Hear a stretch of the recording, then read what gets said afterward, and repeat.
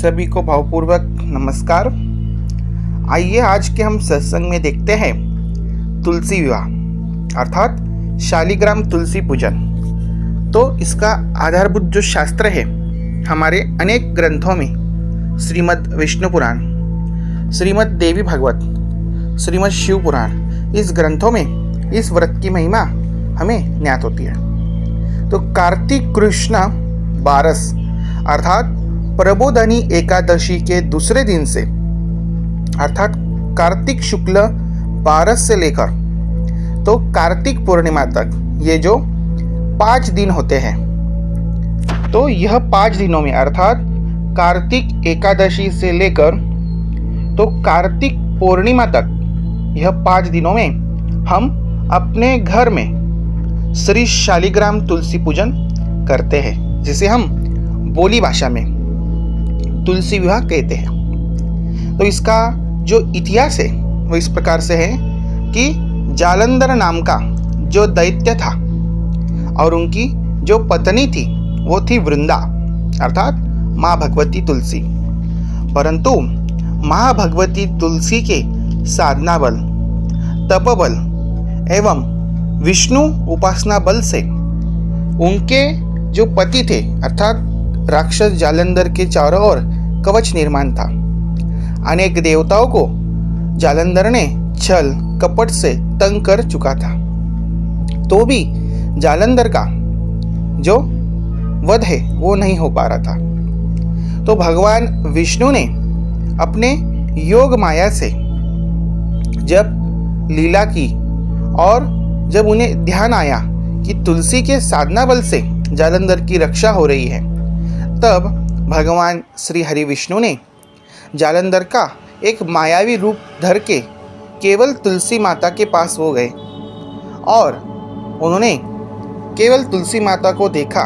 तो उतने में ही तुलसी माता की जो साधना है वो भंग हुई, क्योंकि तुलसी माता यह बहुत ही पतिव्रता एवं बहुत ही साधना तेजमयी देवी शक्ति थी कि उन्होंने अपने जीवन काल में पर पुरुष को अपने आंखें खोलकर देखा भी नहीं था।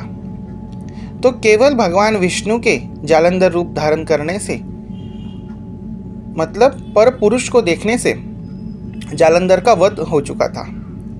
तो उसी कारण तुलसी माता ने भगवान विष्णु उनके उपास्य होने के बाद भी उन्हें श्राप दिया और भगवान श्री विष्णु यह शालिग्राम रूप में परिवर्तित हुए। और जब से भगवान विष्णु का जो पूजन है वो शालिग्राम रूप से पूजन होना आरंभ हुआ। और जो तुलसी माता जो देवी रूप थी तो उन्होंने अपने आप को भस्मसात किया और जो मंजीरी इस ब्रह्मांड पर गिरी तो वही तुलसी की रूप में प्रकट हुई।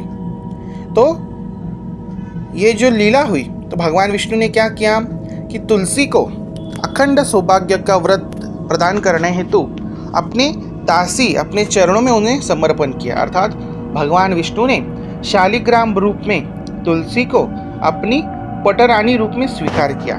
तब से तुलसी माता यह विष्णु जी की सेविका है, चरण पूजिका है, ऐसे प्रचलित हुआ है।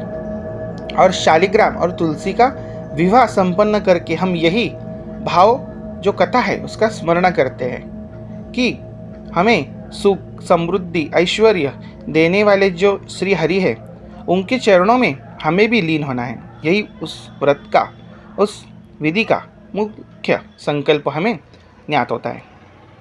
तो आइए तो इस दिन क्या करते हैं और इस व्रत का विधान कैसे करते हैं। तो यह 5 दिनों में आप एकादशी के दूसरे दिन से तो आप जो कार्तिक पूर्णिमा तक है तो आप कोई भी एक दिन या पूर्णिमा के दिन आप आपके घर में तुलसी शालिग्राम का आप पूजन और विवाह संपन्न करें। तो इस हेतु आपको आपके घर की जो तुलसी है वह स्वच्छ करके उसमें गेरू का लेपन करना आवश्यक है, रंग रंगोटी जिसे हम कहते हैं। और जो आपके घर में भगवान श्री हरि विष्णु की मूर्ति है या लड्डू गोपाल या शालिग्राम शिला, ये तीनों को ही स्वच्छ जल से धो धाकर पोंछ कर तैयार रखना है। तो इस पूजा के हेतु आपको ये तुलसी विवाह प्रदोष काल में करना है, अर्थात शाम के 5:30 से लेकर 7:30 के अंतर्गत आप ये विधि कोई भी दिन कर सकते हैं, यह 5 दिनों के अंदर। इस हेतु आपको तुलसी माता हेतु सौभाग्य के वस्त्र अर्थात हरी चूड़ी, लाल चूड़ी, साड़ी, चुंदरी, सौभाग्य के अलंकार, मंगलसूत्र, पायल, बिछिया, जो जो संभव हो आप जो हमारे घर के सौभाग्यवती महिला धारण करते हैं सौभाग्य के अलंकार, ऐसे नए नूतन आप खरीद कर लाएं। आर्टिफिशियल हो तो भी चलेंगे। सौभाग्य के जो वस्तुएं हैं अलंकार, वो सब जो 16 श्रृंगार होते हैं माँ भगवती के, वो सभी खरीद के लाए। उसी के साथ 5 प्रकार के फल, आंवला, गन्ना, बेर, जो जो ऋतु में फल आते हैं वो फल। उसी के साथ भगवान श्री विष्णु हेतु पीला वस्त्र, पीले फल और केला, जनेऊ आदि आप खरीद कर लाएं। तो पूजा हेतु आप सभी वस्तु एकत्रित करें एक दिन पूर्व ही, और अपने घर के आंगन में या प्रांगण में या बालकनी में यह पूजा विधि आप संपन्न कर सकते हैं। सबसे पहले गेरू का लेपन करें भूमि पर, उस पर 2 ऐसी रंगोली बनाएं, उस पर 2 पीढ़े रखें। एक पीढ़े पर मतलब अपने सीधे हाथ के पीढ़े पर और अपने दाएं हाथ के पीढ़े पर गेहूं से ढेरी बनाएं या अष्टदल कमल बनाएं या स्वास्तिक बनाएं।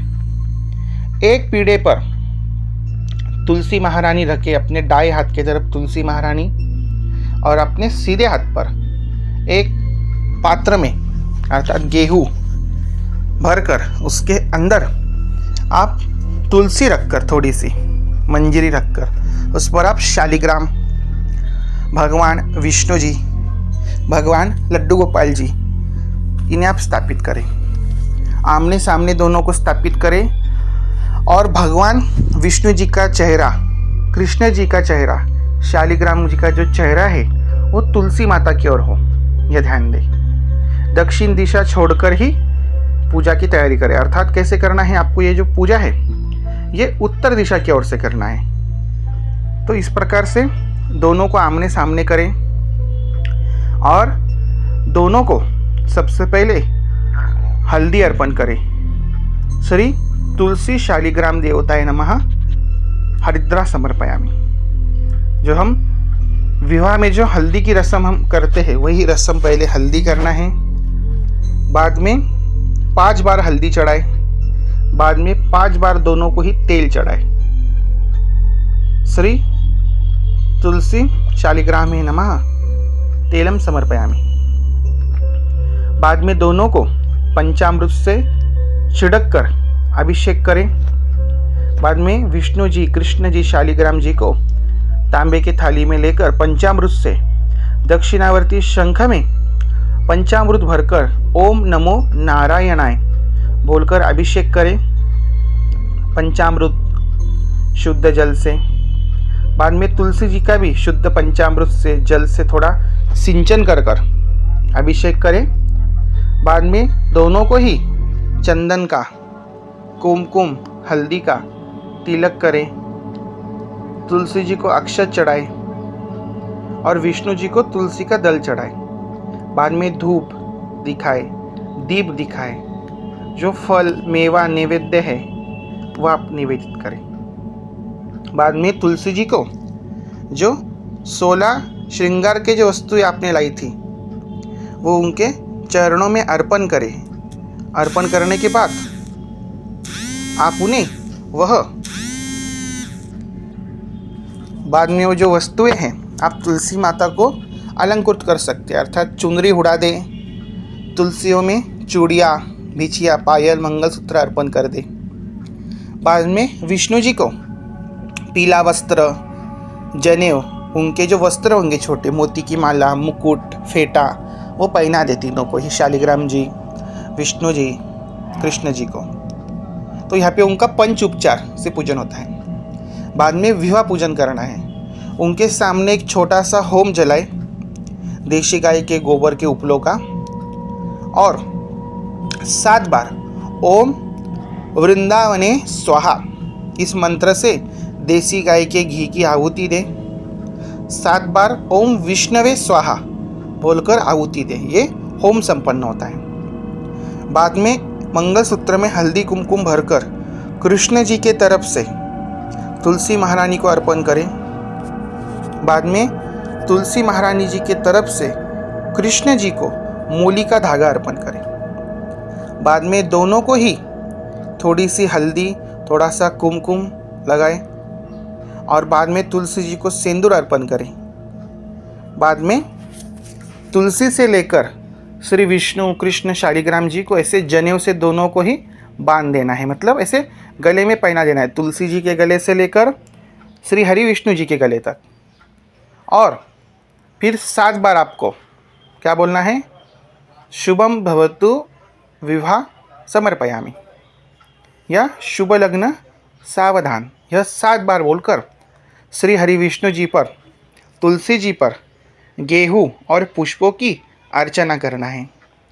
फिर बाद में नमस्कार कर कर क्षमा प्रार्थना बोले, फल नैवेद्य दक्षिणा अर्पण करके श्री गणेश जी, लक्ष्मी जी और विष्णु जी की 5 घी के बत्तियों से आप आरती करें। तो ऐसी संक्षिप्त पूजा आप अर्पण करें, जो आपके परिसर में आपके विभाग में मिलता हो, फल नैवेद्य गन्ना, वो सब लाने का प्रयत्न करें अपने आर्थिक क्षमता अनुसार। और इतना नहीं कर सकते हैं सब विधिवत, तो केवल तुलसी जी और कृष्ण जी का आप पूजन भी करते हैं ये 5 दिनों में तो भी चलेगा। तो घर को सजाए फूलों से, बंधनमारों से, गन्ने का मंडप बना सकते हैं, उसके अंदर ही पूजा कर सकते हैं। तो शास्त्रीय विधान तो बहुत ही बड़ा है इसका दिया, परंतु संक्षिप्त हमने सूत्र निकाल के बताने का भगवान जी की कृपा से हमने प्रयत्न किया है। बाद में आरती करें, बाद में प्रसाद सभी को बांटे, सभी ने दर्शन करें, तुलसी जी की 7 जो परिक्रमा है वो करें, 7 जन्मों के पाप नष्ट करने हेतु। घर में सर्वत्र दीप प्रज्वलित करें, अपने मुख्य डेरी पर, अपने रसोई घर, शयन घर, बैठक कक्ष, पूजा घर में दीपों का उत्सव मनाएं।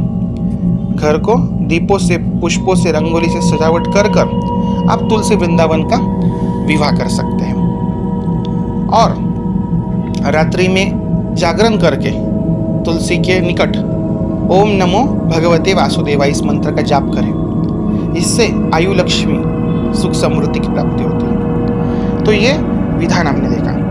तो परंतु कुछ लोग बड़े नगर, महानगरों में रहते हैं, तो वो क्या करें? तो इतना समय उनके पास न होने के कारण वो केवल तुलसी को स्वच्छ आदि करके ये 5 दिनों में उसके अंदर शालिग्राम कृष्ण विष्णु जी रखकर उनका पंच उपचार से चंदन, हल्दी, कुमकुम, पुष्प, धूप, दीप, नैवेद्य से पूजन करें, तुलसी जी को सौभाग्य के वस्त्र चढ़ा दे और शुभम भवतु विवाह बोलकर उनका पूजन कर दे, आरती कर दे, तो भी विवाह संपन्न विधि होता है। तो इसके लाभ क्या है? तो घर में प्रतिवर्ष तुलसी विवाह करने से घर में मांगलिक सुख बढ़ता है, लक्ष्मी जी का तत्व घर में आकृष्ट होकर धन आने के मार्ग सुजन होते हैं। श्री हरि विष्णु जी उस घर में आकर वह निविंत काल तक निवास करते हैं।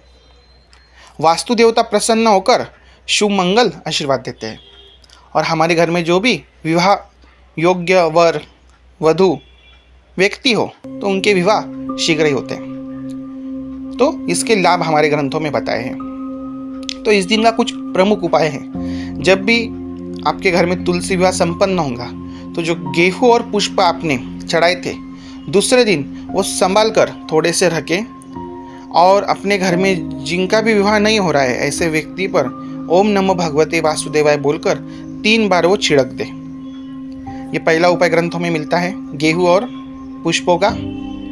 दूसरा है जो तुलसी को हमने अलंकार चढ़ाए थे वो घर के ही सौभाग्यवती महिलाओं ने वर्ष भर में धारण करें। तीसरा उपाय है तुलसी विवाह में जो भी हम फल मेवा दक्षिणा चढ़ाते हैं वो गरीबों में दान करने से लक्ष्मी देवी की कृपा प्राप्ति होती है। तो ये भी आप कर सकते हैं। और चौथा उपाय है तुलसी विवाह के दिन एक श्रीफल और 11 रुपए लाल वस्त्र में बांधकर तुलसी जी के निकट चढ़ा कर रखे रात्रि काल में, और दूसरे दिन वही नारियल और 11 रुपए लाल वस्त्र सहित आप अपने कारोबार, दुकान, व्यवसाय के जगह पर आप बांध दें। इससे वर्ष भर भगवान श्री विष्णु जी की कृपा आशीर्वाद प्राप्त होता है।